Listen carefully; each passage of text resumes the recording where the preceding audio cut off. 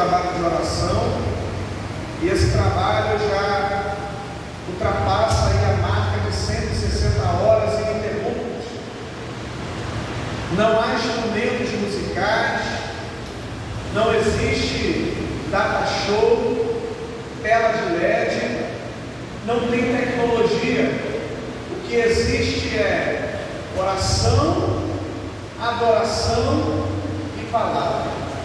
Jesus está salvando, irmãos, muita gente.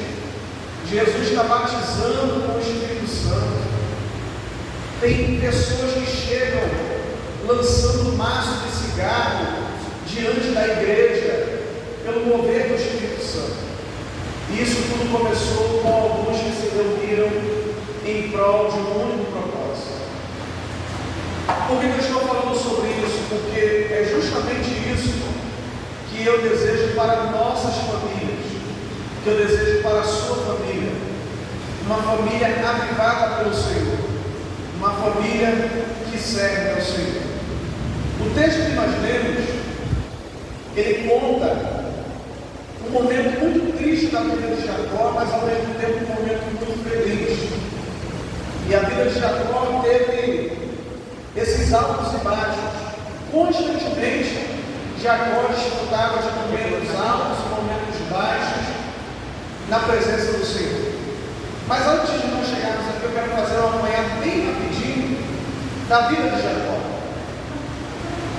Através do anjo do Senhor, Rebeca, mãe de Jacó, recebe uma notícia. Ela seria mãe de gêmeos. Esses gêmeos, eles lutaram dentro do ventre de Rebeca, um com o outro, até o momento do seu nascimento. O texto narra que no momento do parto de Jacó e Esaú, de Esaú e de Jacó, até aquele momento houve uma luta. Esaú nasce primeiro, e ao vê-lo peludo, deve o nome de Esaú, que significa justamente peludo, cabeludo, aquele que possui muitos pelos. Só que enquanto Esaú saía, na sua perna, no seu calcanhar, a mão do seu irmão estava presa. E é interessante você observar isso, que uma criança naturalmente não tem tanta força para se apegar enquanto o seu irmão está saindo e sair junto. Só que Jacó, desde o ventre, já tinha uma palavra da parte de Deus que dizia que ele governaria sobre o irmão mais velho. Quando Jacó nasce, quando ele sai de dentro de sua mãe, o nome que ele recebe foi justamente esse, Jacó. E diferentemente do que os irmãos com certeza já ouviram e provavelmente já falaram sobre isso, o nome Jacó não significa enganador. O nome Jacó tem a sua raiz na palavra hebraica Yaakov, que significa calcanhar. Quem chamou Jacó de enganador foi Esaú, seu irmão. No momento da bênção, quando Isaac, lá em Gênesis 27, abençoa a Jacó, naquele momento Esaú chama de enganador, mas o seu nome não significa enganador, mas sim calcanhar. Então, o primeiro ensinamento para as nossas vidas é que Jacó não era enganador, por mais que ele tenha praticado a enganação. Ele era enganador pela prática, mas não por causa do seu nome. Nesse momento que ele engana seus pais, principalmente a Isaac, na verdade, ou melhor, só Isaac, junto com sua mãe, mesmo que seu irmão tivesse vendido a primogenitura por um prato de lentilhas, ele precipitadamente, junto com Rebeca, engana seu pai e rouba a bênção da primogenitura. Esaú irado diz que o mataria após o luto, ou melhor, após aquela ira de seu pai. Quando Isaac morresse, quando Isaac descansasse, Esaú mataria Jacó. Jacó sabendo disso, Rebeca sabendo disso, eles decidem tramar um outro plano. E Rebeca, sua mãe, vai até Isaac e diz: eu não me agrada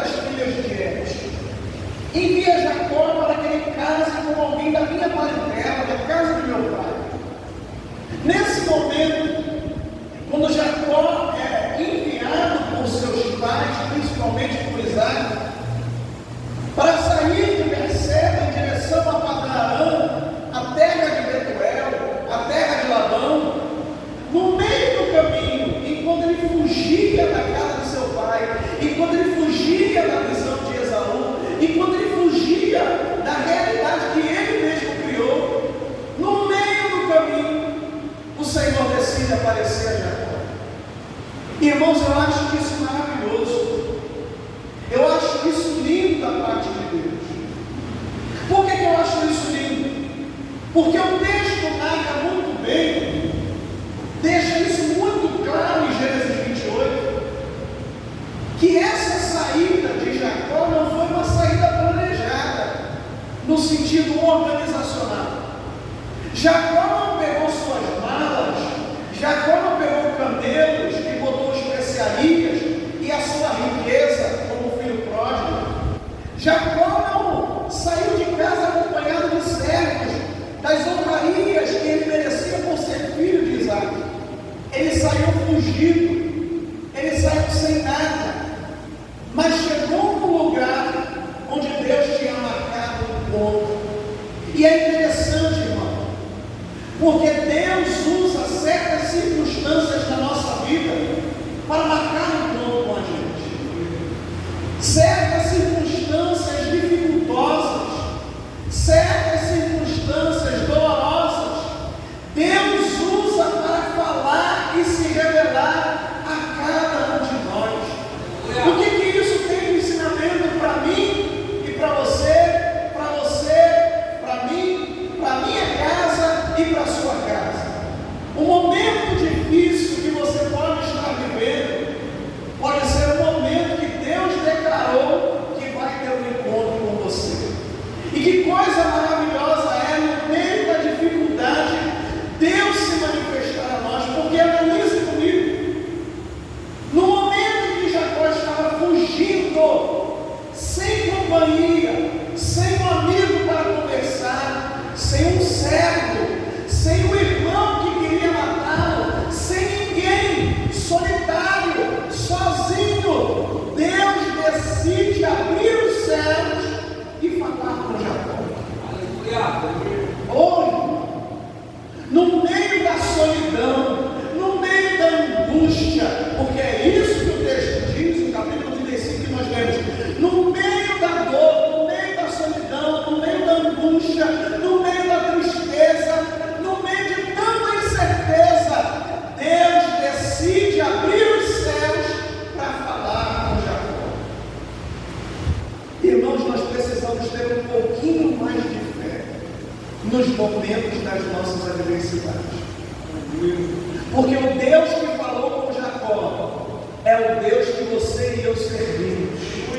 No momento das nossas dificuldades, o mesmo Deus que apareceu para Jacó dos céus é o mesmo Deus que pode se manifestar a cada um de nós. O que a gente precisa é acreditar que a gente nunca está sozinho nas nossas peregrinações da vida. O texto diz, lá em Gênesis 28, 13 ao 15, que é o texto que eu estou narrando, que Deus, ele aparecendo a Jacó, fala o seguinte: eu sou o Senhor, Deus de Abraão, teu pai. Se você tiver com a Bíblia aberta, acompanhe comigo. E o Deus de Isaac. Aí ele começa a dizer as promessas. Esta terra em que estás deitado, darei a ti e a tua descendência. E a tua descendência será como o pó da terra. E estender-se-á ao ocidente e ao oriente, e ao norte e ao sul. São bênçãos para a família de Jacó. E em ti e na tua descendência serão benditas todas as famílias da terra. E eis que eu estou contigo, e te guardarei por onde quer que fores, e te farei tornar a esta terra, porque não te deixarei até que haja cumprido tudo o que te tenho falado. Irmãos, Deus faz 8 promessas a Jacó. 8. E você sabe qual foi a exigência de Deus para Jacó no capítulo de número 28? Nenhuma. Você sabe por quê, irmãos? Porque embora Deus não seja humano, e isso que eu vou dizer não tem nada a ver com o humanismo, mas com a compreensão de Deus dos seres humanos que Ele mesmo criou, Ele sabe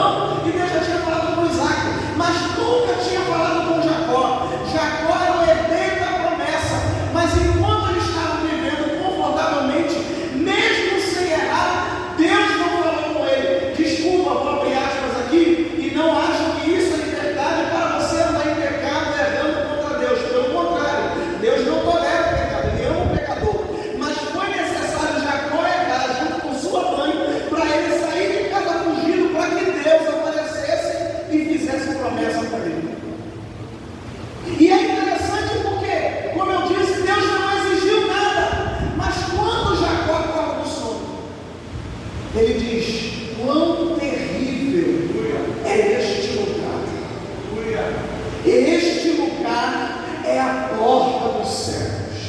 Este lugar é a casa de Deus.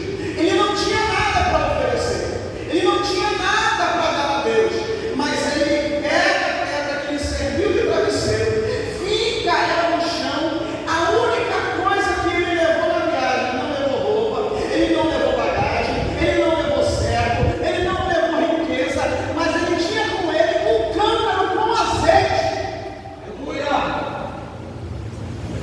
E foi justamente o azeite que ele tinha que ele ofereceu para Deus. Porque o texto diz: e erguendo aquela pedra, derramou azeite sobre ela, e em seguida ele me faz promessas para Deus. Se o Senhor for comigo nas minhas peregrinações, me fizer voltar em segurança à casa de meu pai, se o Senhor me abençoar, eu seguirei fiel, eu darei tudo que o Senhor me der, eu separarei o dízimo e lhe ofertarei. Então, por que dessa pedra? Isso era um pacto feito na antiguidade. Quando você lê Gênesis capítulo de número 31, quando Labão ele persegue a Jacó por conta dos deuses que Raquel havia roubado, eles reuniram um montão de pedras e fizeram um pacto naquelas pedras. Isso era um pacto, era um acordo entre homem e homem, entre povo e povo, entre homem e divindade. Como aqui só tinha Jacó e Deus, ele faz um pacto com Deus. O Senhor me prometeu, eu estou prometendo para o Senhor, que se o Senhor fizer tudo isso que o Senhor falou, eu vou ser fiel a ti e vou te dar o dízimo de tudo que eu ganhei. Só que a vida prossegue. Jacó sai dali animado, penso eu, chega até Padã-Arã e vê Raquel. E ele se apaixona, ele ama Raquel. Ele diz: eu quero essa mulher. E ele ficava 7 anos, irmão, só olhando para Raquel, porque não havia costume de beijar na boca, de abraçar, de segurar na mão. Isso tudo foi inventado agora. Ele ficava olhando Raquel, esperando pela consumação daquilo que ele desejava. 7 anos ele trabalhou para pagar o dote, porque tinha que pagar. Só que não tinha nada, não tinha que pagar com trabalho. No dia do casamento, ele embriagado, feliz, alegre, com vinho, Lia foi dada como mulher. O texto diz que ela tinha os olhos meigos, alguns dizem que tinha os olhos mansos. Isso não quer dizer que ela era caolha, como muitos dizem que ela tinha o olho torto, não tem nada a ver. A expressão original fala que ela tinha um olhar caído, ela não era uma pessoa alegre, não era uma pessoa para cima. Isso você pode ver na própria disputa dela para com a irmã Raquel.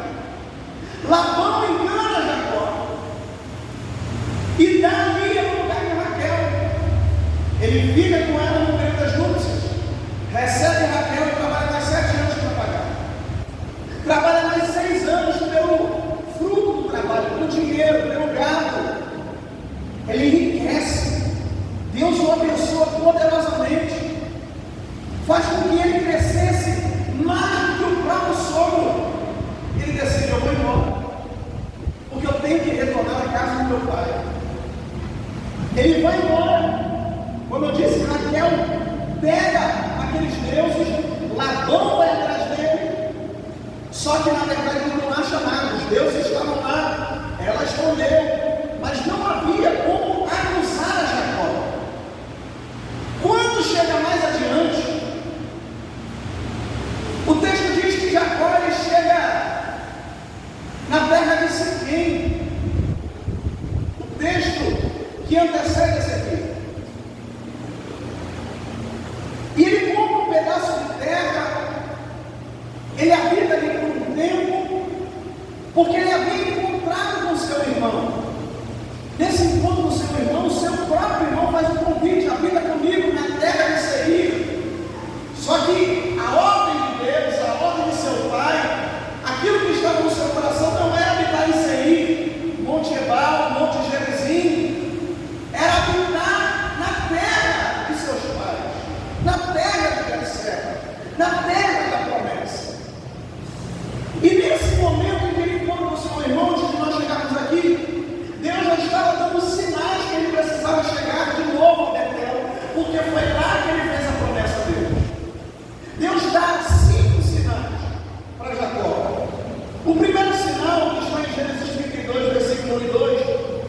onde está escrito que Jacó viu o exército de Deus. Jacó passou a ter experiências com Deus, de modo que ele via anjos.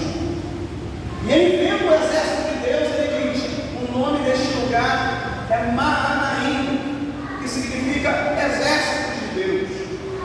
O primeiro sinal é que ele vê os exércitos do Senhor. O segundo sinal é que quando ele envia mensageiros a seu irmão Esaú, porque ele tinha que passar por Esaú, o enviado volta dizendo: teu irmão está vindo ao teu encontro com 400 homens com ele. Jacó já pensa: ele vai me matar, vai matar as minhas famílias, vai matar a minha família, vai matar os meus servos, vai acabar com tudo. Então Deus já estava dizendo: olha, eu já te mostrei o exército, está vindo um outro exército, você precisa voltar a Betel. Aí tem o terceiro sinal, que após a sua família atravessar o ribeiro, os seus rebanhos passarem pelo val de Jacó, Jacó fica lá, porque ele viu um varão lá. Ele viu um varão. E eu não sei o que aconteceu com Jacó. Eu não sei que varão, como era esse varão. Mas era uma teofania, era Deus em forma de homem. Que esse camarada Jacó, ele partiu para cima desse homem e entrou numa luta ferrenha até o amanhecer. Foi a madrugada inteira brigando com o camarada. O camarada, o texto diz, vendo que não prevalecia, não é que Deus não prevalecia sobre o homem, é que Jacó estava resistindo. Ele feriu Jacó na juntura da sua coxa, porque Jacó dizia: eu não vou te soltar, se não me abençoar.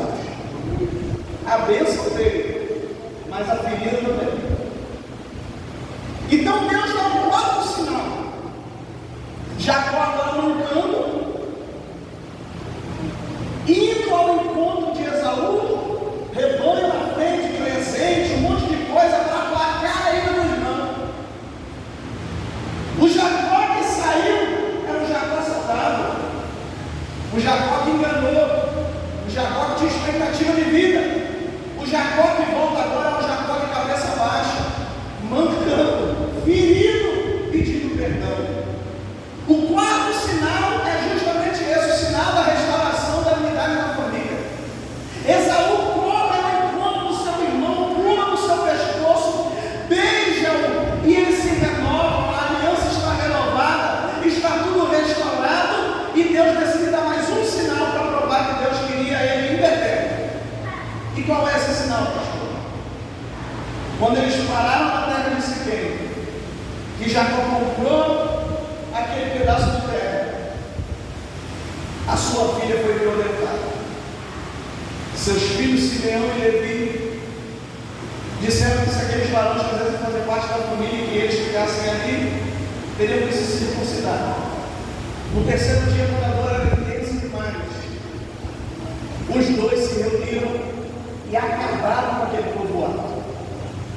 Jacó estava com temor no coração, porque ele diz: os homens, os cananeus vão se unir e vão acabar comigo, vão me destruir, e eu nunca mais serei lembrado.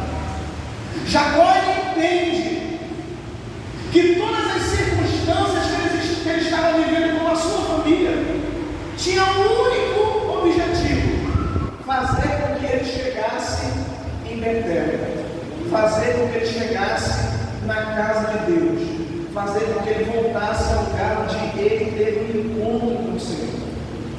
Meus irmãos, eu não sei o que você está vivendo, eu não sei o que você está passando, não sei quais são as suas incertezas, mas talvez seja Deus empurrando você para mais perto dele. Talvez seja o Senhor dizendo: eu quero que você entre no eixo. Talvez seja Deus dizendo: eu quero que você entre no meu querer. Porque Deus, irmãos, Ele é um exímio estrategista. Ele trabalha muito bem, Ele sabe onde mexer para fazer você voltar ao eixo que Ele te colocou. Então, talvez nessa prova, talvez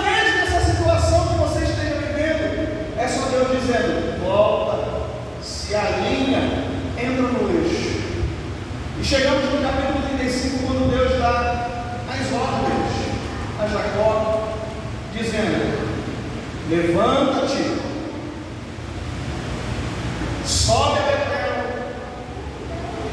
habita ali e faz um altar ao Deus que te apareceu quando fugia da face de Esaú, seu irmão.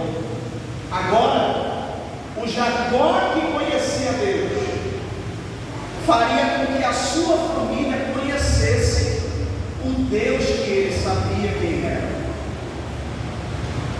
É desejo de todo crente, irmão, gritar como gritou Josué: eu e a minha casa serviremos ao Senhor. Embora seja desejo de todo crente, nem todo crente tem capacidade ou coragem de fazer o que Jacó fez. E nessa noite eu quero te encorajar a tomar essas atitudes, a sair daqui nessa noite com o dever de casa, de não só deixar de fazer o que é errado, mas também passar a fazer o que é o certo, para que a sua família esteja aqui adorando ao Senhor por inteiro. Então, analisando o texto, e nesse texto Deus falou muito comigo, muito. Eu estou meditando nesse texto já há dias. Eu queria trazer essas reflexões ao coração dos irmãos, para que a minha família chegue na casa de Deus. A gente precisa, dentro desse texto, seguir esses passos que eu vou falar com os irmãos. Primeiro, prepare a sua família para Deus. Prepare a sua família para Deus. O versículo de número 1, como eu disse, dá 4 ordens: levanta-te, sobe a Betel, habita ali, faz um altar ao Deus que te apareceu. Quando Deus fala isso com Jacó, Jacó estava na cidade de Siquém. Você pode repetir comigo? Siquém. Mais uma vez, Siquém. Ele estava em Siquém. Pastor, o que isso tem a ver? É simples. A cidade de Siquém ficava no alto de Samaria, porque essa Siquém é Sicar, que lá no João capítulo número 4, o texto diz que Jesus ia de um lado para o outro e tinha necessidade de passar por Samaria. E quando ele está passando por Samaria, ele para numa cidade chamada Sicar, que é Siquém. Ele ouve a voz de Deus naquele lugar, e naquele lugar Deus fala para ele: sobe a Betel. Mas peraí, ele já não estava no alto? Ele já não estava no monte? Ele já não estava elevado fisicamente falando? Enquanto eu comecei a fazer as comparações geográficas, abrir mapa, ler acerca das cidades, nesse mesmo momento o Espírito Santo me travou, e eu senti como se Deus falasse comigo: para de pesquisar, porque não tem nada a ver com geografia. E eu falei: Senhor, então me fala o que o Senhor quer falar comigo, para que eu fale com a igreja. E o Senhor falou no meu coração o seguinte: meu filho, não existe lugar tão alto que você possa seguir com as suas pernas, que seja capaz de se equiparar ao lugar onde Deus está. Eu falei: Senhor, melhora isso para mim. E Jesus falou assim mesmo comigo, como eu escrevi aqui: por mais alto que seja o lugar onde nós estejamos, para alcançarmos, para chegarmos a Deus, precisamos subir ainda mais. Muitos de nós achamos que chegamos no lugar onde nós deveríamos estar. E eu não estou falando de subir na elevação de soberba, de altivez, não, porque para subir a gente desce. Mas quando nós falamos de alcançar a Deus, a nossa alma precisa ser elevada até o trono da sua graça. E para que isso aconteça, a gente não pode construir uma torre como fizeram os habitantes de Babel. A gente precisa se humilhar diante da presença do Senhor e reconhecer quem E nesse momento de preparo, Jacó, que ouviu as ordens de Deus foram: levanta-te, sobe a Betel, habita ali e faz um altar. Vou repetir: levanta-te, sobe a Betel, habita ali e edifica um altar. Mais uma vez: levanta-te, sobe a Betel, habita ali e edifica um altar. Jacó, ouvindo isso de Deus, ele tomou algumas atitudes para preparar a sua família. E qual foi? A primeira atitude: tirai do meio de vós os deuses estranhos. Tirai do meio de vós os deuses estranhos. A palavra do Senhor diz em Êxodo 20, a narrativa dos 10 mandamentos, lá nas Escrituras: eu sou Deus Todo-Poderoso. Não farás para ti imagem alguma de escultura. Não terás outros deuses diante de mim. Eu sou o Senhor teu Deus. Não se prostrarás diante dele. Deus já estava narrando que, para que o seu povo fosse seu povo, não poderia ter outros deuses. Mas espera aí, Jacó não vivia nesse tempo. Então, eu vou citar um texto antes de Jacó. O capítulo 17 de Gênesis, versículo de número 1, diz: Deus falando para Abraão: eu sou Deus Todo-Poderoso, anda em minha presença e ser perfeito. Olha, não havia lei, os 10 mandamentos, o decálogo, mas Deus já havia determinado: se você quer ser fiel a mim, você tem que andar na minha presença, você tem que andar comigo. Só eu que posso existir na tua vida.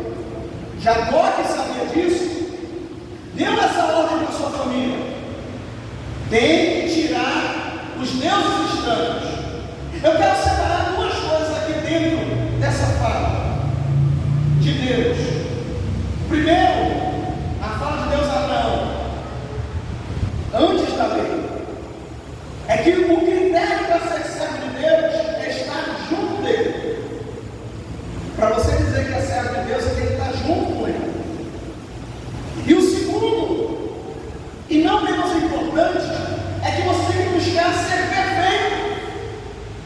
O apóstolo Paulo escreveu aos Efésios, no capítulo 4, versículo 11, ele diz: até que todos cheguemos à unidade da fé e ao conhecimento do Filho de Deus, a homem perfeito, à medida da estatura completa de Cristo.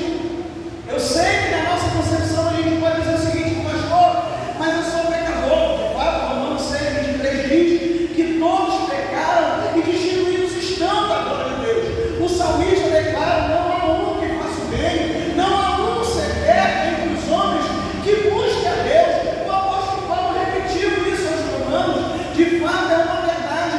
Mas o que Deus estava exigindo de Abraão e o que Jacó estava replicando na retirada dos deuses para com sua família não era um nível de perfeição buscada pelo próprio homem com suas forças, mas sim um nível de entrega nas mãos do Senhor. O homem sozinho buscando a perfeição, a lugar nenhum chegará, mas um homem entregue nas mãos de Deus cumpre-se o que está escrito em 2 Coríntios capítulo 4, versículo de número 7.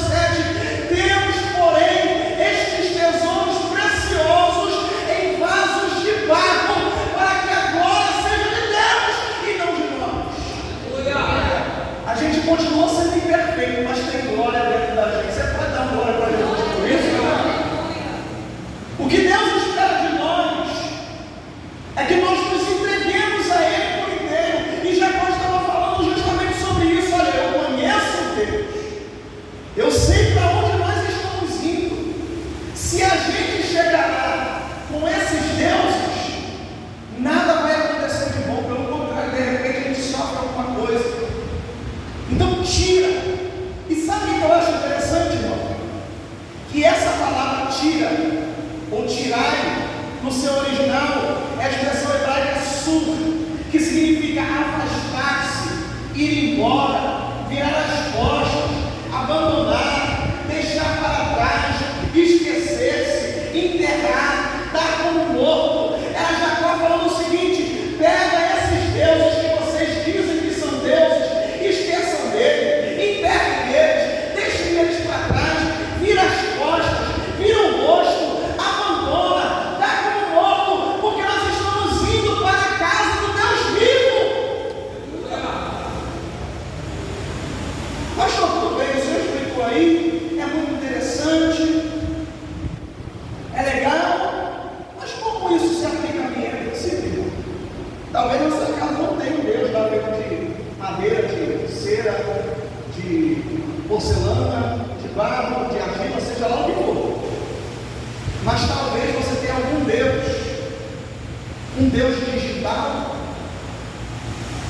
você tenha um Deus que seja um pecado, você tenha um Deus que você não consegue falar dele com ninguém, porque ninguém sabe e ninguém pode saber, porque é uma coisa escondida tua. Você tem um vício, seus filhos têm vícios, sua esposa, seu marido tem vícios, são coisas, são deuses que muitas vezes não é que você não consegue se desapegar, é porque você não quer desapegar. Eu lembro do pastor José Brandão, que ele foi pregar numa igreja, e quando ele estava pregando, uma moça caiu em processo, e ele foi orar, a moça levantou e sentou lá de novo, e o pastor falou com ele assim no ouvido dele: essa moça cai em todo mundo, ela é crente, ela é batizada, mas sempre ela fica assim. E o pastor falou assim: mas vocês não sabem o que é, não, a gente já orou, já fizemos campanha, e ela continua acontecendo isso. E o pastor José falou assim: eu vou conversar com ela no final do culto. Quando acabou o culto, ela veio falar com ele, oprimida, chorosa.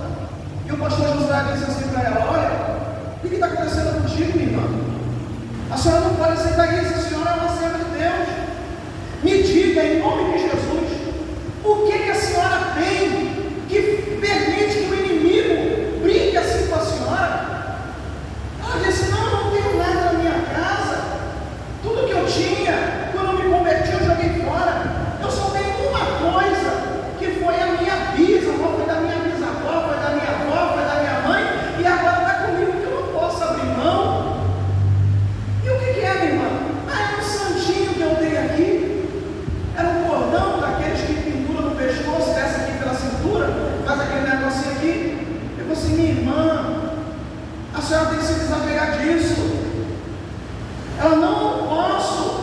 O senhor ora por mim? Ele disse: eu oro se a senhora abrir mão disso daí, porque eu não vou orar agora para a senhora e enquanto tudo a senhora está aqui possessa novamente. Ela disse: eu não posso abrir mão, então eu não oro. Com muita conversa, direcionamento do Espírito Santo, aquela mulher pegou aquele cordão e ela arrebentou. Nunca mais o inimigo tocou nela. O que eu estou querendo dizer com isso, irmão, é que existem coisas que nós julgamos ser importantes e às vezes são essas coisas que estão afastando a nossa casa da presença de Deus. Discussões dentro do lar, é tititi dentro da casa, é falta de união, é falta de unidade. Aqui na igreja é uma bênção, ora, profetiza, prega, canta, mas em casa não dobra o joelho nem por 5 minutos junto com a família. E aí quer que a família venha para a igreja? Não vai vir, irmão. Só se você mudar as tuas atitudes e decidir em você arrancar os teus deuses e falar para a tua família: tira os deuses do meio de vocês. Porque Jacó só teve autoridade para mandar entregar os deuses porque ele mesmo já não tinha mais nenhum. O Deus do engano ele já tinha deixado para trás, porque quando o anjo que estava voltando com ele disse: quem tu és? Eu sou Jacó. Mas quando Isaac perguntou, ele falou assim: eu sou Esaú.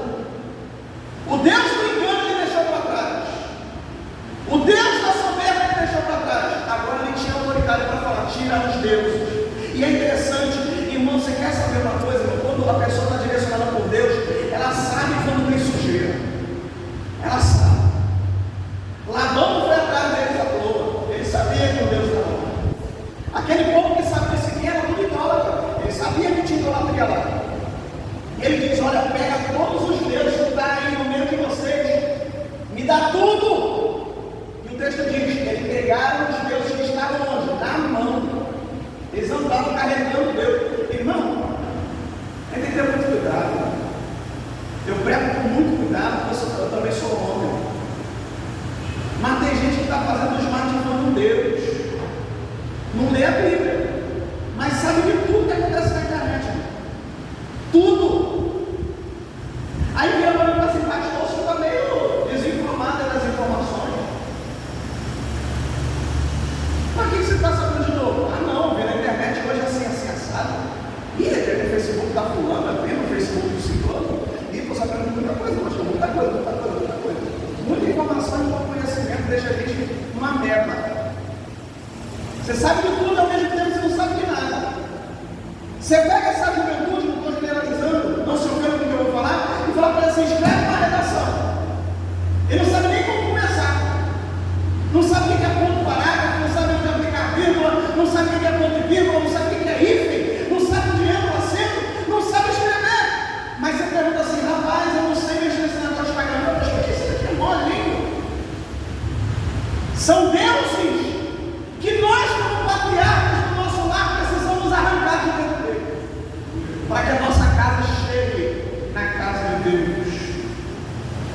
O Senhor diz: por amor de mim o farei, porque como seria profanado o meu nome e a minha glória, não darei a outro. Isaías 58:8.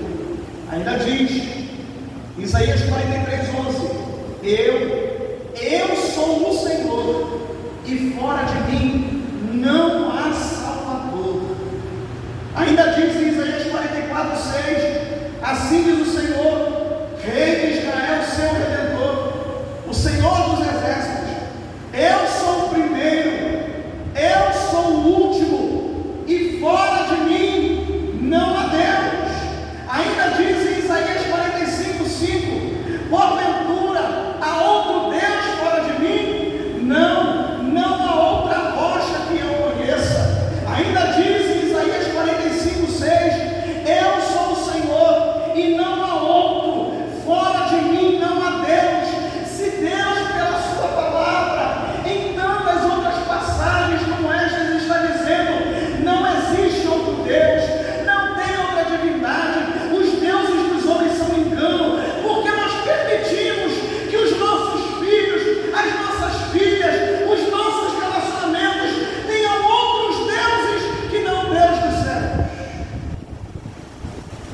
Mas hoje eu quero te convocar a ter um pouco mais de coragem para dizer: na minha casa não, na minha família não. Você crê nisso, irmão? Na minha família não, na minha casa não. Não é negócio de não aceito, não, porque tem gente que diz: não aceito, mas não muda atitude. Você não vai aceitar e você vai mudar. Você vai mudar, tirar os deuses de dentro do seu coração, e quando você fizer isso, você vai chegar em casa e vai dizer: aqui também não. Todos os deuses mentirosos têm que bater em retirada. Porque antes de Jacó chegar em Betel, Betel chegou em Jacó. Antes dele chegar na casa de Deus, ele já era a casa de Deus. Então, antes de você querer motivar toda a sua família a vir para a igreja, seja a igreja a sua casa. É forte, né, irmão? Aleluia. Ainda bem que o pastor está filmando aqui. Prepare-se, irmão, porque nós estamos prestes a viver muita coisa grande, e a sua família tem que embarcar nessa. Eu vou mudar o que eu falei: a sua família não tem que embarcar, ela vai embarcar nessa. Aleluia. Você crê nisso, irmão? Aleluia. Vou cantar mais uma vez: você crê nisso, irmão? Aleluia. Deus é muito ciumento, irmão. Ele não vai te dividir com ninguém. O texto de Tiago 4:5, o apóstolo diz: não sabeis vós que o Espírito que mais habita sendo ciúmes? Isaías 44:6-20 diz que os deuses feitos por mãos humanas nada são. Jacó, entendendo isso, ele diz: peregrinei, andei, minha família está junto comigo, vi muita coisa, mas nada se equipara ao que eu vivenciei em Betel. Irmão, você vive experiência com Deus maravilhosa aqui nesse lugar? Diga graças a Deus aí. Diga forte, irmão: graças a Deus. Se você vive, eu tenho certeza que você quer que os seus também vivam. Mas não basta viver experiências em Betel. Você tem que viver Betel nas suas experiências. Você está no trabalho, Betel. Você está em casa, Betel. Aleluia. Você está na rua, Betel. Você está dirigindo, Betel. Sempre você tem que lembrar. A gente tem um culto maravilhoso aqui no domingo. Jesus salvou, foi uma glória. Quando chega na segunda-feira, é estresse, é correria, é ônibus cheio, é trem lotado, tudo atrasando, é chefe perturbando na cabeça. Mas você lembra: ah, Jesus, que culto maravilhoso ontem. Ah, o Senhor estava lá, o Senhor vai estar aqui comigo também. Vai fazer como Jacó, eu imagino. Ele, embora estivesse lá em Padan Aram, a visão da escada não saía da cabeça dele. Para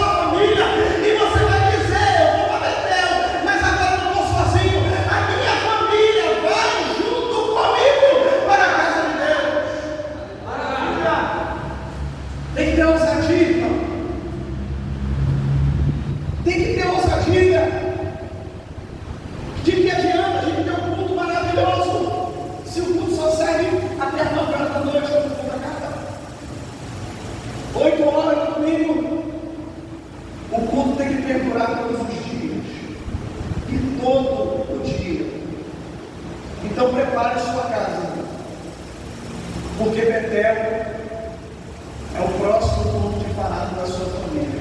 Aleluia! Você crê nisso, irmão? Maravilha! Segundo,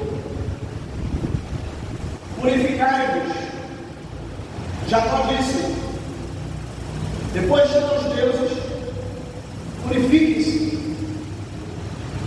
Essa expressão dele não faz alusão de um momento de consagração, como a gente faz, até mesmo vê na Bíblia, mas diretamente eles estavam falando o seguinte: no versículo 4 você lê que eles entregaram os deuses para Jacó. Fisicamente, isso aqui está na minha mão. Eu vou me livrar disso fisicamente.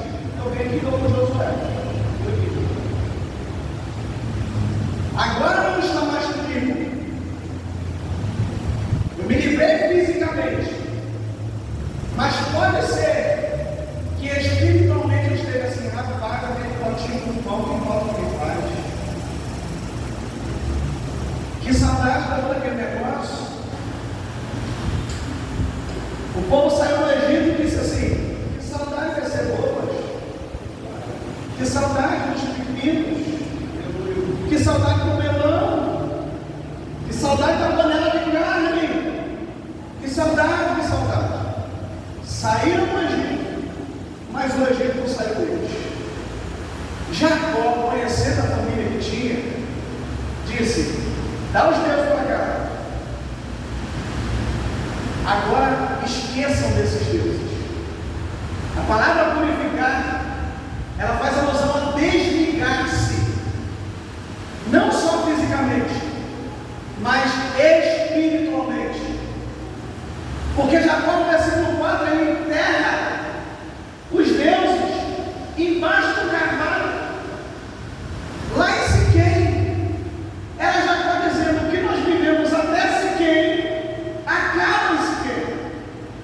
Mas vocês precisam se desligar espiritualmente.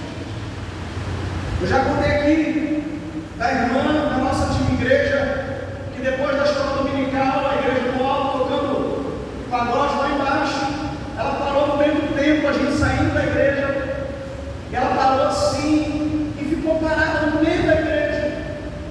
E eu: Pai do Senhor, Pai do Senhor, Pai do Senhor, para todo mundo, passei por ela: Pai do Senhor, minha irmã. E ela estava assim.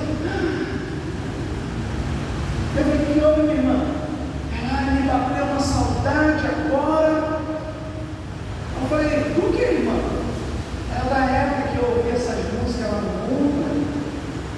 Aí eu olhei para ela, não sabia se eu ouvia, porque a forma que ela falou foi uma forma tão poética, tocou meu coração.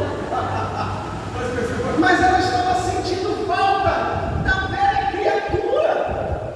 Que saudade da época que dançava. Ela sempre saiu, deixou fisicamente, mas o coração ainda está ligado. E eu não estou falando de tentação, porque nós que nascemos de novo, disse Martinho Lutero: eu achei que o velho homem havia morrido nas águas do batismo, mas descobri que o miserável sabe nadar, por isso eu tenho que matá-lo todos os dias. Não é isso. É você estar aqui fisicamente, mas a tua cabeça está lá. Jacó está dizendo: eu matei os deuses, eu enterrei os deuses, fisicamente falando. Agora faça dentro de vocês. Irmãos, a gente precisa ser um pouco mais incisivo com a nossa família. Eu já ouvi de alguns pais que dizem assim: ah, é melhor que minha filha, meu filho faça isso aqui debaixo do meu teto do que faça escondido por aí. Não, a tua casa é santa. Não vai fazer nem aqui nem lá fora enquanto estiver comendo o meu arroz, o meu feijão. Ah, mas cadê o sentimento? Quer viver para suas regras? Vou falar igual minha mãe dizia: vá trabalhar, compre sua casa, pague suas contas. Ah, no meu telhado não. Não, pastor.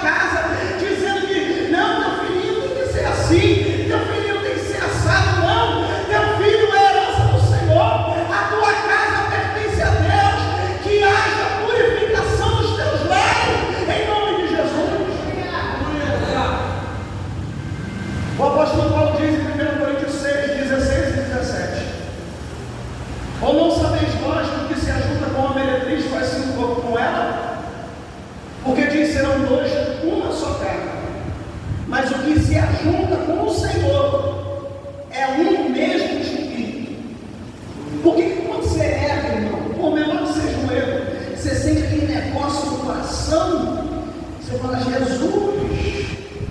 Eu lembrei de uma conversa que eu tive com o pastor Sérgio, eu até falou com a minha esposa sobre isso. O pastor Sérgio chegou para mim e falou assim: eu ando com o meu coração apertado, angustiado.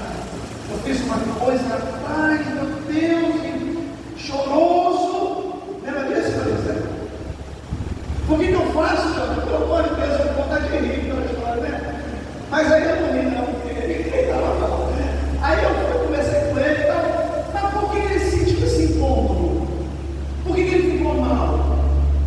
Porque nós somos um com Deus, então. O teu casamento é um com Deus. Os teus filhos pela fé são um com Deus.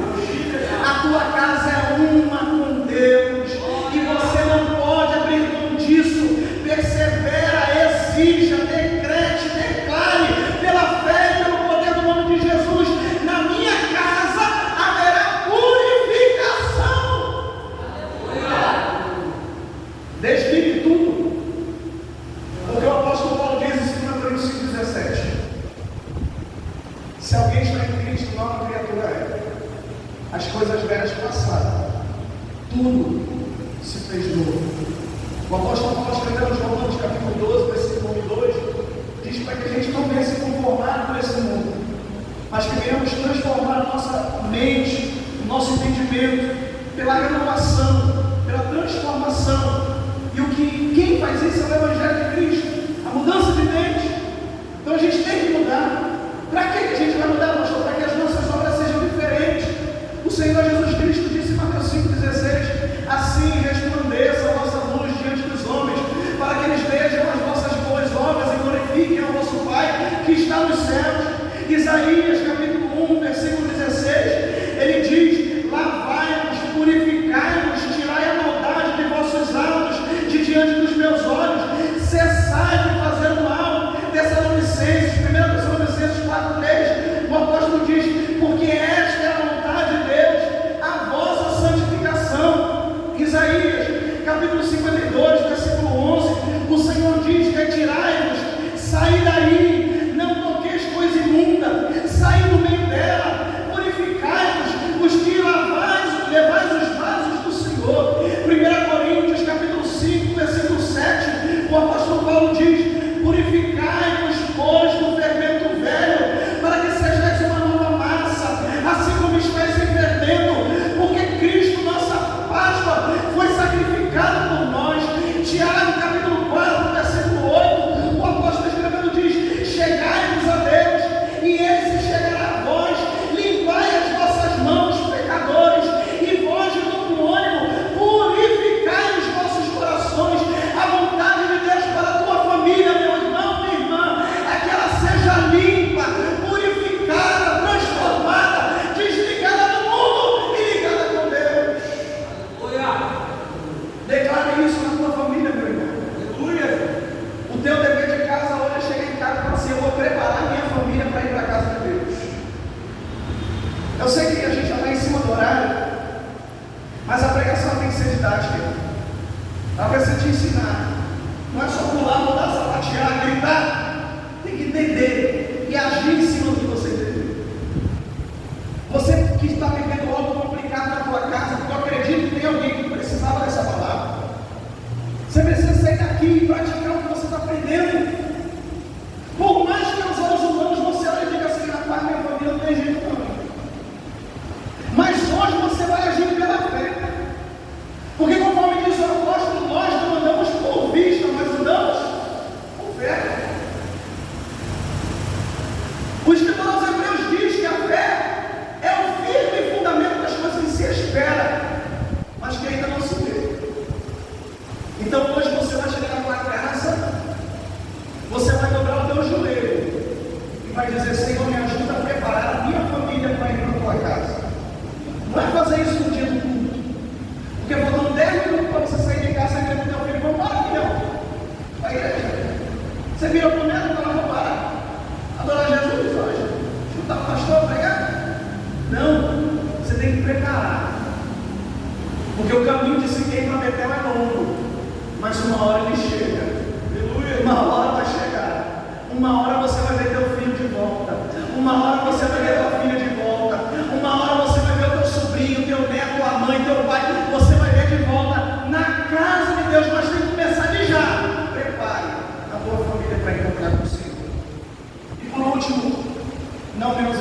importante, por último nessa parte, né?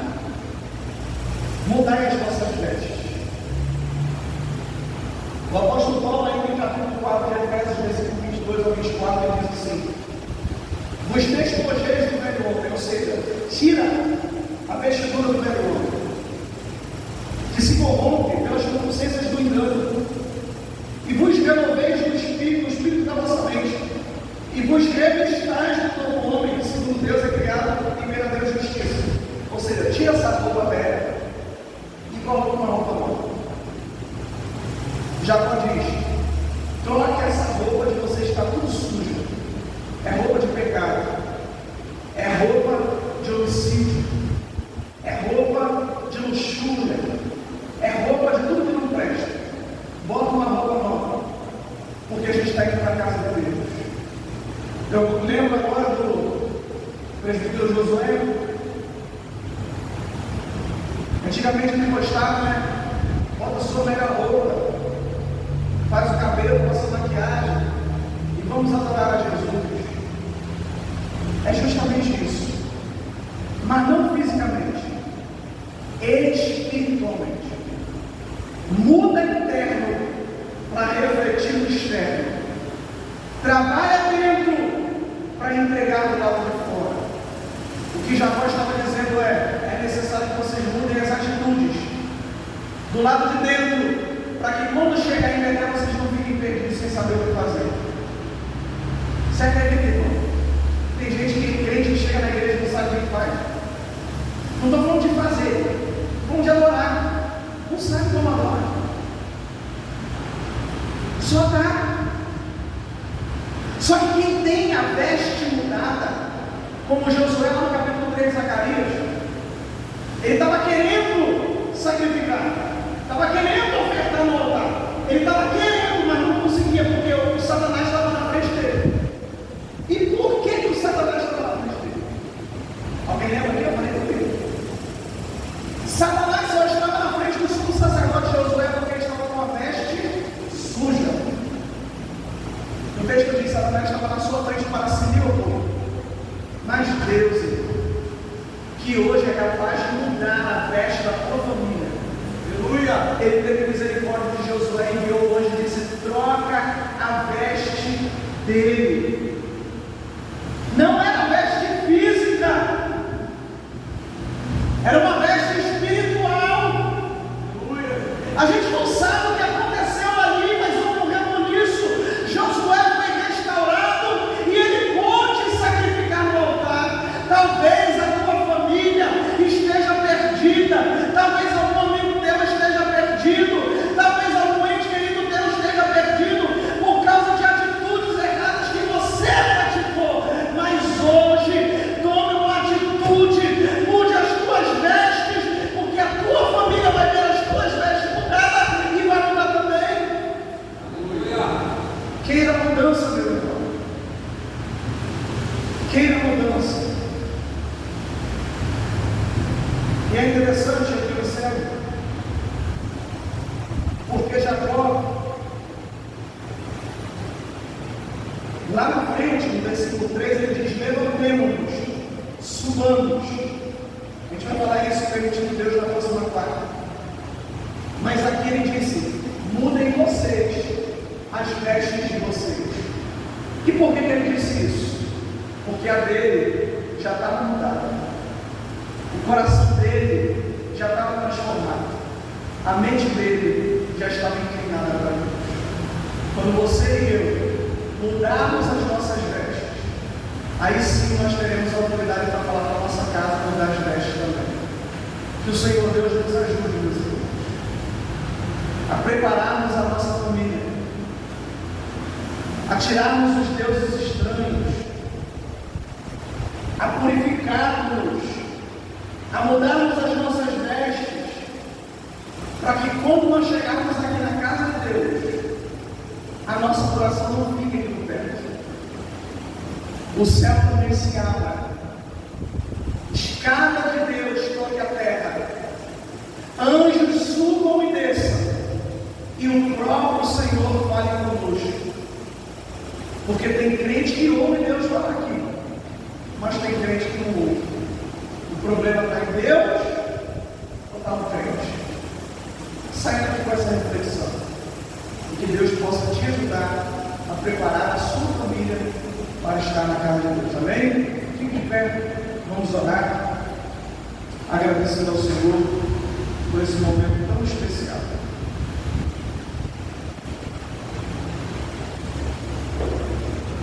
Poderoso Deus, Pai de amor e de bondade, eu te agradeço, Jesus, porque mais uma vez o Senhor teve misericórdia da minha alma e usou-me, Senhor, para com a tua igreja. Eu louvo a Ti, Senhor, porque eu não me sinto digno de ministrar a santa igreja do Senhor. Mas mesmo me considerando menino, o Senhor me usa para abençoar o teu povo, e eu te louvo por isso. E eu peço ao Senhor para que não somente eu, mas a cada um dos meus irmãos, alguns ausentados desta casa, venhamos nos lembrar do que nós aprendemos hoje e coloquemos em prática. Porque a tua palavra ela é viva, ela é eficaz, ela é mais penetrante do que espada alguma de dois gumes. Ela vai aonde a medicina não consegue enxergar. Ela penetra no conhecimento que o homem nem sabe que tem. Mas ela prescruta todas as intenções do nosso coração. Então, ao nos ausentarmos daqui, Senhor, proteja a nossa mente, proteja o nosso coração, proteja os nossos ouvidos, nos dê vigilância, e que com ousadia hoje possamos declarar que a partir de hoje nós prepararemos a nossa casa para estar na tua casa, Senhor. Que os filhos que estão distantes do Senhor, o Senhor traga de volta. Que os casamentos que estão ruindo, o Senhor restaure. Que a bênção do Senhor esteja em cada família aqui representada. Que a bênção do Senhor esteja sobre a ADC. Que a bênção do Senhor esteja sobre a nossa nação. Que a bênção do Senhor esteja sobre a tua igreja. Eu peço ao Senhor, seja conosco na nossa ida para a nossa casa. E que a paz que nós deixamos ao sairmos para vir aqui, seja a mesma paz que nós encontraremos ao retornar. Seja com o teu povo, nós te agradecemos em nome de Jesus. Amém.